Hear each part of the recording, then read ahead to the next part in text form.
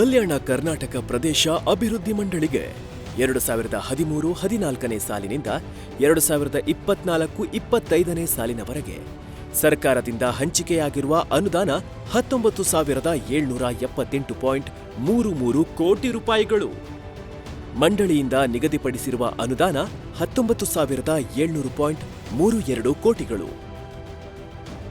ಸರ್ಕಾರದಿಂದ ಮಂಡಳಿಗೆ ಬಿಡುಗಡೆಯಾದ ಅನುದಾನ 16,228.80 ಕೋಟಿಗಳು ಹಾಗೂ ವೆಚ್ಚವಾಗಿರುವ ಅನುದಾನ 13,487.90 ಕೋಟಿಗಳು. ಬಿಡುಗಡೆ ಆಗಿರುವ ಅನುದಾನಕ್ಕೆ 83% ಆರ್ಥಿಕ ಪ್ರಗತಿಯನ್ನ ಸಾಧಿಸಲಾಗಿರುತ್ತದೆ. ಒಟ್ಟಾರೆ 41,103 ಕಾಮಗಾರಿಗಳು ಕೈಗೆತ್ತಿಕೊಂಡಿದ್ದು 32,985 ಕಾಮಗಾರಿಗಳನ್ನು ಪೂರ್ಣಗೊಳಿಸಿದ್ದು 8,118 ಕಾಮಗಾರಿಗಳು ವಿವಿಧ ಹಂತದ ಪ್ರಗತಿಯಲ್ಲಿವೆ. ಈ ಅಂಕಿ ಅಂಶಗಳೇ ಈ ಪ್ರದೇಶದ ಅಭಿವೃದ್ಧಿಯನ್ನ ಸಾರಿ ಹೇಳುತ್ತಿದೆ. ಕಲ್ಯಾಣ ಕರ್ನಾಟಕ ಪ್ರದೇಶ ಅಭಿವೃದ್ಧಿ ಮಂಡಳಿಗೆ 3 ವರ್ಷ 2023-24ರಿಂದ 2025-26ನೇ ಸಾಲಿನಲ್ಲಿ ಸರ್ಕಾರದಿಂದ ಬಿಡುಗಡೆಯಾದ ಅನುದಾನ 13,000 ಕೋಟಿಗಳು. ಬಿಡುಗಡೆ ಆಗಿರುವ ಅನುದಾನಕ್ಕೆ 6,240.53 ಕೋಟಿ ರೂಪಾಯಿಗಳ ಆರ್ಥಿಕ ಪ್ರಗತಿಯನ್ನ ಸಾಧಿಸಲಾಗಿರುತ್ತದೆ. ಕಲ್ಯಾಣ ಕರ್ನಾಟಕ ಪ್ರದೇಶ ಅಭಿವೃದ್ಧಿ ಮಂಡಳಿಯಲ್ಲಿ 2024-25 ಮತ್ತು 2025-26ನೇ ಸಾಲಿನ ಯೋಜನೆಯ ಅಡಿ ಶಿಕ್ಷಣ, ಆರೋಗ್ಯ ವಲಯಕ್ಕೆ ಹೆಚ್ಚಿನ ಆದ್ಯತೆ ನೀಡುವ ಸಲುವಾಗಿ ಅಕ್ಷರ ಆವಿಷ್ಕಾರ, ಆರೋಗ್ಯ ಆವಿಷ್ಕಾರ ಮತ್ತು ಉದ್ಯೋಗ ಆವಿಷ್ಕಾರ ಇನ್ನಿತರ ವಲಯಗಳಾದ ನೀರು ಸರಬರಾಜು, ನೀರಾವರಿ, ರಸ್ತೆ ಮತ್ತು ಸಂಪರ್ಕ, ನಗರ ಮೂಲಸೌಕರ್ಯ, ಕ್ರೀಡೆ, ಸಾರಿಗೆ, ಭವನ, ಪ್ರವಾಸೋದ್ಯಮ, ತಾಲೂಕು ಕೇಂದ್ರ, ನೈರ್ಮಲ್ಯ, ತೋಟಗಾರಿಕೆ, ಜಿಲ್ಲಾ ಕೇಂದ್ರ, ಗ್ರಾಮೀಣ ಮೂಲಸೌಕರ್ಯ, ಅರಣ್ಯ ಮತ್ತು ಕೃಷಿಗೆ ಸಂಬಂಧಿಸಿದಂತೆ ಈ ಕೆಳಕಂಡ ವಿವಿಧ ಕ್ಷೇತ್ರಗಳಲ್ಲಿ ಅಭಿವೃದ್ಧಿಯ ಯೋಜನೆಗಳನ್ನು ಕೈಗೊಳ್ಳಲಾಗಿದೆ. ಕಲ್ಯಾಣ ಕರ್ನಾಟಕದ ಅಭಿವೃದ್ಧಿಗೆ ಹಿಂದಿನ ಮನಮೋಹನ್ ಸಿಂಗ್ ಸರ್ಕಾರ ಇದ್ದಾಗ ಸಂವಿಧಾನಕ್ಕೆ 371 ಆರ್ಟಿಕಲ್ ಅನ್ನು ತಿದ್ದುಪಡಿ ಮಾಡಿ 371 ಜೆ ಅನ್ನು ಸೇರ್ಪಡಿಸಲಾಯಿತು. ಇದರ ಉದ್ದೇಶ ಅಸಮಾನತೆಯನ್ನು ಹೋಗಲಾಡಿಸಲಿಕ್ಕೋಸ್ಕರ ವಿಶೇಷ ಸವಲತ್ತುಗಳನ್ನ ಕಲ್ಯಾಣ ಕರ್ನಾಟಕದ ಭಾಗಕ್ಕೆ ಕೊಡ್ಲಿಕ್ಕೋಸ್ಕರ ಈ ಭಾಗದ ಜನರಿಗೆ ಎಲ್ಲ ರೀತಿಯ ಅಭಿವೃದ್ಧಿಯನ್ನು ಪಡಿಸಲಿಕ್ಕೆ ರಾಜ್ಯದ ಸರ್ವಾಂಗೀಣ ಅಭಿವೃದ್ಧಿ ಆಗಬೇಕು.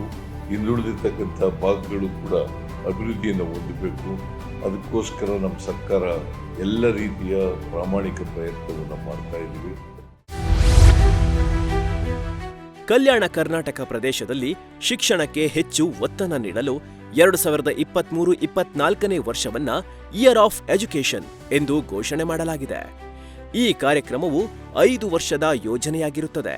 ಈಗಾಗಲೇ 2023-24 ಮತ್ತು 2024-25ನೇ ಸಾಲಿನಲ್ಲಿ ಒಟ್ಟು 1,176.56 ಕೋಟಿಗಳು ಹಾಗೂ 2025-26ನೇ ಸಾಲಿನಲ್ಲಿ 618.75 ಕೋಟಿಗಳಿಗೆ ನಿಗದಿಪಡಿಸಲಾಗಿದೆ.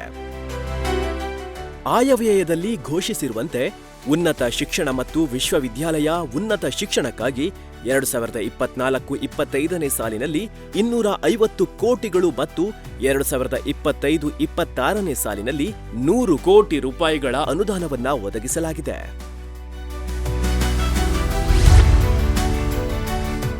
ಕಲ್ಯಾಣ ಕರ್ನಾಟಕ ಪ್ರದೇಶದಲ್ಲಿ ಆರೋಗ್ಯ ವಲಯಕ್ಕೆ 2023-24 ಮತ್ತು 2024-25ನೇ ಸಾಲಿನಲ್ಲಿ ಹಾಗೂ 25-26ನೇ ಸಾಲಿನಲ್ಲಿ ಹೊಸ ಪ್ರಾಥಮಿಕ ಆರೋಗ್ಯ ಕೇಂದ್ರಗಳು, ಪ್ರಾಥಮಿಕ ಆರೋಗ್ಯ ಕೇಂದ್ರಗಳನ್ನು ಮೇಲ್ದರ್ಜೆಗೆ ಏರಿಸುವುದು, ಸಮುದಾಯ ಆರೋಗ್ಯ ಕೇಂದ್ರಗಳು, ತಾಯಿ ಮತ್ತು ಮಕ್ಕಳ ಆಸ್ಪತ್ರೆಗಳು ಮತ್ತು ತಾಲೂಕು ಆಸ್ಪತ್ರೆಗಳ ಕಾಮಗಾರಿಗಳನ್ನು ಅನುಷ್ಠಾನಗೊಳಿಸುವುದು ಹಾಗೂ ಕಲಬುರಗಿ ಆರೋಗ್ಯ ಸೌಧ ಕಟ್ಟಡ ನಿರ್ಮಾಣಕ್ಕಾಗಿ ಹಾಗೂ ವೈದ್ಯಕೀಯ ವಿಜ್ಞಾನ ಸಂಸ್ಥೆಯ ಅಧೀನದಲ್ಲಿ ಸೂಪರ್ ಸ್ಪೆಷಾಲಿಟಿ ಆಸ್ಪತ್ರೆ ಪ್ರಾರಂಭಿಸುವುದಕ್ಕಾಗಿ ಒಟ್ಟು 1,796.81 ಕೋಟಿ ರೂಪಾಯಿಗಳಷ್ಟು ಆರೋಗ್ಯ ವಲಯಕ್ಕೆ ನಿಗದಿಪಡಿಸಲಾಗಿದೆ. ಕಲ್ಯಾಣ ಕರ್ನಾಟಕ ಪ್ರದೇಶ ಅಭಿವೃದ್ಧಿ ಮಂಡಳಿಯಿಂದ ಸಂಪೂರ್ಣ ಆರ್ಥಿಕ ನೆರವಿನೊಂದಿಗೆ ಕಲಬುರಗಿಯಲ್ಲಿ ನಿರ್ಮಾಣ ಮಾಡಿದ 371 ಹಾಸಿಗೆಯ ಶ್ರೀ ಜಯದೇವ ಹೃದ್ರೋಗ ವಿಜ್ಞಾನ ಮತ್ತು ಸಂಶೋಧನಾ ಸಂಸ್ಥೆಯ ಆಸ್ಪತ್ರೆ ಕಟ್ಟಡ ಮತ್ತು ಉಪಕರಣಗಳಿಗಾಗಿ 287.15 ಕೋಟಿ ರೂಪಾಯಿಗಳ ಅನುದಾನವನ್ನ ಒದಗಿಸಲಾಗಿದೆ. ಹಾಗೂ ಕೆಕೆಆರ್ಡಿಬಿ ಹಾರ್ಟ್ಲೈನ್ ಯೋಜನೆಯ ಅಡಿಯಲ್ಲಿ 9.60 ಕೋಟಿ ರೂಪಾಯಿಗಳ ಮೊತ್ತದಲ್ಲಿ 32 ಆಂಬ್ಯುಲೆನ್ಸ್ಗಳನ್ನು ಒದಗಿಸಲಾಗುತ್ತಿದೆ. ಜಿಟಿಟಿಸಿ ಬಹು ಕೌಶಲ್ಯ ಅಭಿವೃದ್ಧಿ ಕೇಂದ್ರವನ್ನ ವಿಶ್ವೇಶ್ವರಯ್ಯ ತಾಂತ್ರಿಕ ಮಹಾವಿದ್ಯಾಲಯದ ಸಹಯೋಗದೊಂದಿಗೆ ಕೊಪ್ಪಳ, ತಳಕಾಲದಲ್ಲಿ ಹಾಗೂ ಕಲಬುರಗಿಯಲ್ಲಿ ಸ್ಥಾಪಿಸಲು ಕಂಪ್ಲಿ, ರಾಯಚೂರು, ಸಿಂಧನೂರು ಮತ್ತು ಜೇವರ್ಗಿ ತಾಲೂಕುಗಳಲ್ಲಿ ಜಿಟಿಟಿಸಿ ಕೇಂದ್ರಗಳನ್ನು ಸ್ಥಾಪನೆ ಮಾಡಲು ಕರ್ನಾಟಕ ಜರ್ಮನ್ ತಾಂತ್ರಿಕ ತರಬೇತಿ ಸಂಸ್ಥೆ ಕಲಬುರಗಿಯಲ್ಲಿ centre of excellence in CNC technology ಕೇಂದ್ರವನ್ನ ಸ್ಥಾಪಿಸಲು ಕಲಿಕೆ ಜೊತೆ ಕೌಶಲ್ಯ, ಉದ್ಯಮಶೀಲತಾ ಅಭಿವೃದ್ಧಿ ತರಬೇತಿ, ಮೆಗಾ ಟೆಕ್ಸ್ಟೈಲ್ ಪಾರ್ಕ್ ಮತ್ತು ಸ್ಮಾಲ್ ಸ್ಕೇಲ್ ಇಂಡಸ್ಟ್ರೀಸ್ಗಾಗಿ ಒಟ್ಟು 470.39 ಕೋಟಿ ರೂಪಾಯಿಗಳ ಅನುದಾನವನ್ನ ಒದಗಿಸಲಾಗಿದೆ. ಕಲ್ಯಾಣ ಕರ್ನಾಟಕ ಪ್ರದೇಶ ಅಭಿವೃದ್ಧಿ ಮಂಡಳಿಯಲ್ಲಿ ಅಕ್ಷರಾವಿಷ್ಕಾರ, ಆರೋಗ್ಯ ಆವಿಷ್ಕಾರ ಮತ್ತು ಉದ್ಯೋಗ ಆವಿಷ್ಕಾರ ವಲಯಗಳಿಗೆ ಹೆಚ್ಚಿನ ಆದ್ಯತೆಯನ್ನು ನೀಡಲಾಗುತ್ತಿದೆ. ಕಲ್ಯಾಣ ಕರ್ನಾಟಕ ಪ್ರದೇಶ ಅಭಿವೃದ್ಧಿ ಮಂಡಳಿಯ ಮುಂಬರುವ ಸಾಲಿನಲ್ಲಿ ವಲಯವಾರು ಅನುದಾನವನ್ನು ಹಂಚಿಕೆ ಮಾಡಿ ದೂರದೃಷ್ಟಿಯ ಯೋಜನೆಯನ್ನು ರೂಪಿಸಿ ನಮ್ಮದೇ ಆದಂತಹ ಮಾರ್ಗವನ್ನು ರಚಿಸಿ ಕಲ್ಯಾಣ ಕರ್ನಾಟಕ ಪ್ರದೇಶದ ಸರ್ವತೋಮುಖ ಅಭಿವೃದ್ಧಿಗಾಗಿ ಮುನ್ನಡೆದು ಹೆಚ್ಚಿನ ಪ್ರಗತಿ ಸಾಧಿಸೋಣ. ಜೀವ ವೈವಿಧ್ಯ ಪ್ರದೇಶಗಳಲ್ಲಿ ಪರಿಸರ, ಪ್ರವಾಸೋದ್ಯಮ ಮತ್ತು ಸಂರಕ್ಷಣಾತ್ಮಕ ಕಾರ್ಯಕ್ರಮಕ್ಕೆ ಕೆಕೆಆರ್ಡಿಬಿ ವತಿಯಿಂದ 65 ಕೋಟಿ ರೂಪಾಯಿಗಳ ಅನುದಾನ ನೀಡಲಾಗುತ್ತಿದೆ.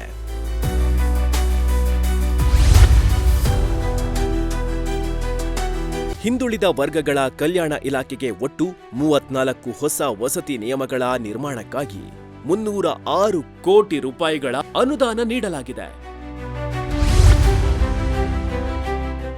ಅಲ್ಪಸಂಖ್ಯಾತರ ಕಲ್ಯಾಣ ಇಲಾಖೆಗೆ ಒಟ್ಟು 30 ವಸತಿ ನಿಲಯ, ವಸತಿ ಶಾಲೆಗಳ ಕಟ್ಟಡ ನಿರ್ಮಾಣಕ್ಕಾಗಿ 204 ಕೋಟಿ ರೂಪಾಯಿಗಳ ಅನುದಾನವನ್ನ ಒದಗಿಸಲಾಗಿದೆ. ಶೋಷಿತ ವರ್ಗಗಳ ಅಭಿವೃದ್ಧಿ ಇಲಾಖೆಗೆ ಒಟ್ಟು 14 ವಸತಿ ನಿಲಯ, ವಸತಿ ಶಾಲೆಗಳ ಕಟ್ಟಡ ನಿರ್ಮಾಣ ಕಾಮಗಾರಿಗಳಿಗಾಗಿ 316 ಹಾಗೂ ಉಪಕರಣಗಳ ಸರಬರಾಜಿಗಾಗಿ 99.58 ಕೋಟಿ ರೂಪಾಯಿಗಳ ಅನುದಾನವನ್ನ ಒದಗಿಸಲಾಗಿದೆ.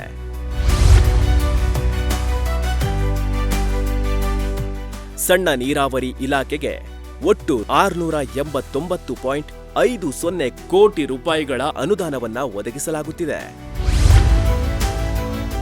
ಕಲ್ಯಾಣ ಕರ್ನಾಟಕ ಭಾಗದ 7 ಜಿಲ್ಲೆಗಳ 38 ವಿಧಾನಸಭಾ ಕ್ಷೇತ್ರದಲ್ಲಿ ಕಲ್ಯಾಣ ಪಥ ಯೋಜನೆಯನ್ನ 1,000 ಕೋಟಿ ರೂಪಾಯಿಗಳ ಅಂದಾಜು ವೆಚ್ಚದಲ್ಲಿ 1,150 ಕಿಲೋಮೀಟರ್ ಗ್ರಾಮೀಣ ರಸ್ತೆಗಳನ್ನ ಅಭಿವೃದ್ಧಿಪಡಿಸಲು 582.88 ಕೋಟಿ ರೂಪಾಯಿಗಳ ಅನುದಾನ ಒದಗಿಸಲಾಗುತ್ತಿದೆ.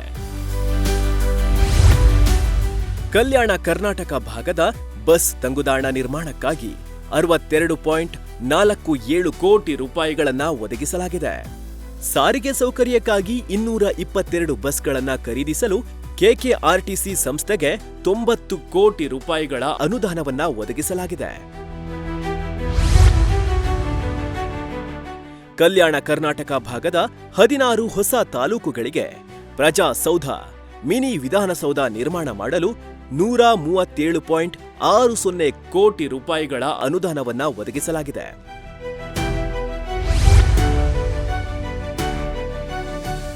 2025-26ನೇ ಸಾಲಿನಲ್ಲಿ ಅವಶ್ಯವಿರುವ ಶೌಚಾಲಯಗಳ ನಿರ್ಮಾಣಕ್ಕಾಗಿ 20 ಕೋಟಿ ರೂಪಾಯಿಗಳ ಅನುದಾನವನ್ನ ಒದಗಿಸಲಾಗಿದೆ.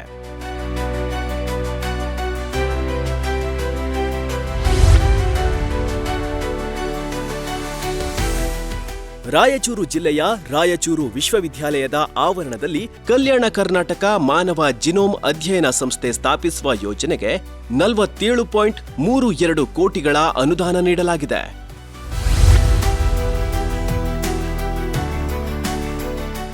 ಕಲ್ಯಾಣ ಕರ್ನಾಟಕ ಭಾಗದ ಉದ್ಯೋಗ ಆಕಾಂಕ್ಷಿಗಳ ತರಬೇತಿ ಮತ್ತು ಸ್ಪರ್ಧಾತ್ಮಕ ಪರೀಕ್ಷೆಗಳಿಗೆ ಭಾಗವಹಿಸಲು ಬರುವ ಆಕಾಂಕ್ಷಿಗಳಿಗೆ ತಂಗಲು ಅನುಕೂಲವಾಗುವ ದೃಷ್ಟಿಯಿಂದ ಬೆಂಗಳೂರಿನ ಎಚ್ಎಸ್ಆರ್ ಬಡಾವಣೆಯಲ್ಲಿ ಹಾಸ್ಟೆಲ್ ಹಾಗೂ ಆಡಳಿತ ಕಚೇರಿ ಕಟ್ಟಡ ನಿರ್ಮಾಣ ಕಾಮಗಾರಿಗಾಗಿ 59 ಕೋಟಿ ರೂಪಾಯಿಗಳ ಅನುದಾನ ಒದಗಿಸಲಾಗಿದೆ.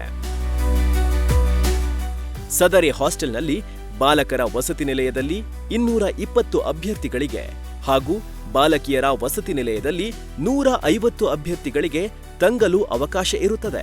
ಸನ್ಮಾನ್ಯ ಮಲ್ಲಿಕಾರ್ಜುನ್ ಖರ್ಗೆ ಸಾಹೇಬರು ಮತ್ತು ಧರ್ಮಸಿಂಗ್ ಸಾಹೇಬರ ಅವಿರತರ ಶ್ರಮದಿಂದ ಹೋರಾಟದಿಂದ ಈ ಒಂದು 371Jಯ ಅಡಿಯಲ್ಲಿ ಇವತ್ತು ಕಲ್ಯಾಣ ಕರ್ನಾಟಕದ ಭಾಗದೆಲ್ಲ 7 ಜಿಲ್ಲೆಗಳು ಸಹ ಅಭಿವೃದ್ಧಿಯ ದಾಪಿನಲ್ಲಿ ಇವತ್ತು ಮುಂದೆ ಸಾಗ್ತಾ ಇದೆ. ಕಲ್ಯಾಣ ಕರ್ನಾಟಕದ ಭಾಗಕ್ಕೆ ಹೆಚ್ಚಿನ ಪ್ರಾಮುಖ್ಯತೆಯನ್ನು ನೀಡಿ ಅದಕ್ಕೆ ತಕ್ಕಂಥ ಅನುದಾನವನ್ನು ಪೂರೈಸಿ ಕರ್ನಾಟಕ ರಾಜ್ಯದ ಇತರೆ ಭಾಗಗಳಲ್ಲಿ ಅದನ್ನು ಸಮಾನತೆಯನ್ನು ಅಭಿವೃದ್ಧಿಯನ್ನು ತರಲಿಕ್ಕೆ ಅವಿರತವಾಗಿರ್ತಕ್ಕಂಥ ಪ್ರಯತ್ನವನ್ನು ಸರ್ಕಾರ ಮಾಡ್ತಿರ್ತಕ್ಕಂಥದ್ದು ಹರ್ಷದಾಯಕವಾಗಿದೆ.